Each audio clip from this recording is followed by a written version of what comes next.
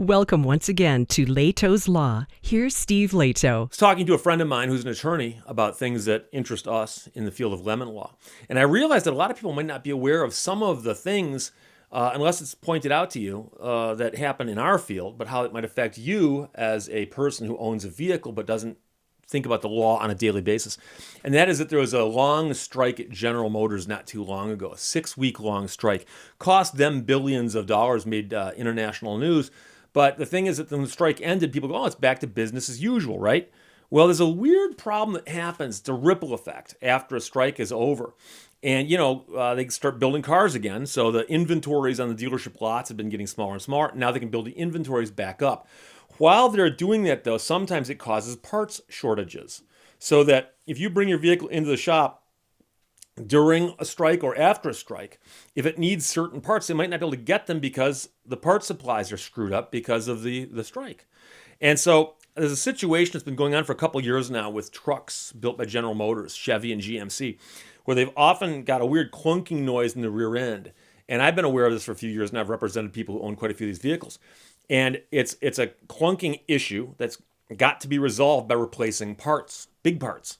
And I've had people tell me that in the past that they've had things like differentials replaced or the innards of the differential replaced. But I've been speaking to people more recently, and they say, Steve, there's a problem. Bring the vehicle in. It's got the clunking noise. They go, we know what's wrong with it. We could fix it if we had the parts. We haven't got the parts. And so the vehicle just sits there, and they're told, well, when the parts come in, we'll fix it. So now the vehicle's sitting there. They know what's wrong with it, but they can't fix it. And here's the problem. Under the lemon law in most states, and Michigan in particular, if your vehicle sits unrepaired for 30 days cumulatively in the first year of ownership, it becomes a lemon. So if you've got a vehicle right now sitting on a lot, so they can't fix it, but they go, well, we'll fix it as soon as we get the parts. The clock is running on that, and that could qualify as a lemon if the timeframes are appropriate. It's got to be 30 days in the first year of ownership. From when you took delivery of it until the end of the first year, 30 days in that first year. So it's going to apply to mainly very, very recent, late model cars, trucks. So we're talking about trucks here. And so the situation is this, that they know what's wrong with the vehicle, but they can't fix it because they don't have the parts. So the interesting thing is that this exact case has been decided in Michigan by the Michigan Court of Appeals. A case called Ayer versus Ford Motor Company. I'm very familiar with the case. Case was decided in 1993. And I'd like to talk about it because it's important. And what happened is that in 1989, a guy bought a pickup truck, a 1989 Ford pickup truck. And in the first year of ownership, it had a bunch of engine problems, took it to a dealer, and it was out of service for 47 days. And so they filed a lawsuit against Ford Motor Company. Ford said, hey, look, we wish we could have fixed it, but we couldn't get parts. We had a parts problem, could not get the parts. And a trial court in Wayne County Circuit Court said, doesn't matter, you can't get parts. Lemon law doesn't give you an excuse on that one.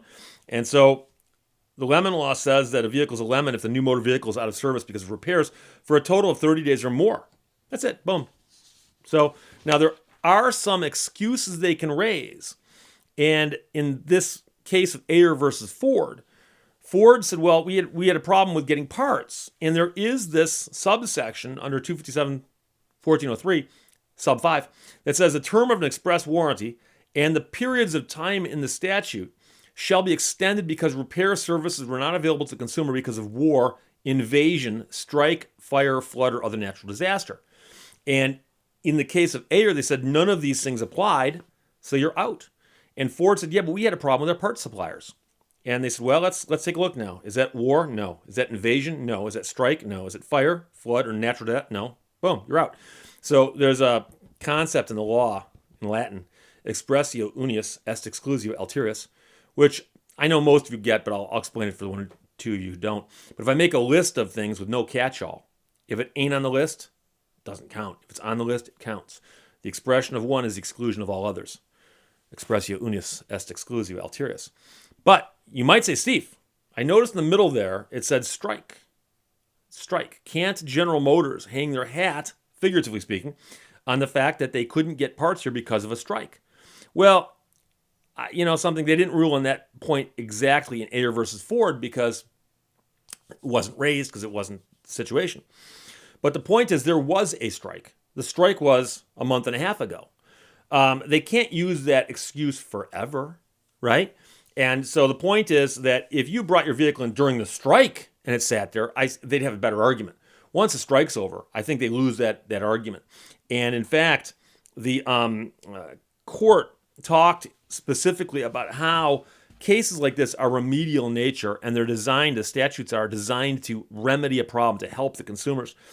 To allow a defendant to assert the unavailability of parts as a reason for failing to make timely repairs would defeat the statute's intent to place the risk of inconvenience and monetary loss on the manufacturer rather than the consumer. There's a whole section you're talking about how these laws are designed to make consumers whole and to help consumers out, as opposed to helping the manufacturers or the big companies out. So in a situation like this, if you or someone you know has a truck sitting at a dealership and they say, look, we'll fix it the second the parts come in, they might even give you a rental vehicle. Doesn't matter. The law says if it's sitting there, the first year of ownership, and it's sitting there, whether they're working on it or not, sitting there waiting for parts or whatever, once you get to 30 days, that vehicle becomes a lemon under Michigan's lemon law. Now, your state might be different. I would urge you to check your own state to see what state you're in. But if you're in Michigan or a state that has 30 days down, you simply look at it and go, okay, has it been 30 days within the first year of ownership? Some states have a slightly longer period, maybe a year and a half. Some states might be shorter. Some states might say 25 days. But the point is that the time that the vehicle's sitting on the lot waiting for parts is no different than the time it sits in the lot waiting for repairs, waiting for anything. Because there is not a strike right now at GM. The strike was, like I said, a couple months ago. Strike is over.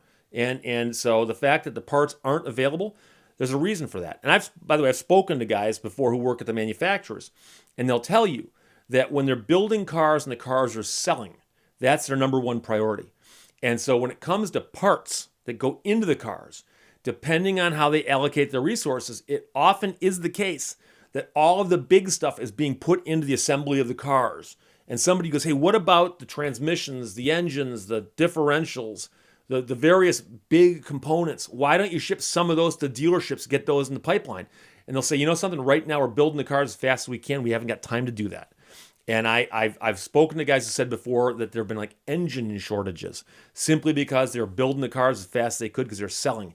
And when it comes down to selling new cars or fixing the ones on the road, if that's a binary proposition, they will always default to sell the new cars, to build the new cars and to sell them. Because that's, in their mind, job number one. Job number two is fixing broken down ones. So that's the situation. So if you've got one of these vehicles, you know somebody who does, or you're curious about this, think about it from the viewpoint of the legislature who writes a statute to protect consumers. If the consumer is going to be protected by the statute, it's got to be this way. And that is, the fact that the vehicle is sitting on a lot, not repaired, doesn't matter what their excuse is. It's not repaired.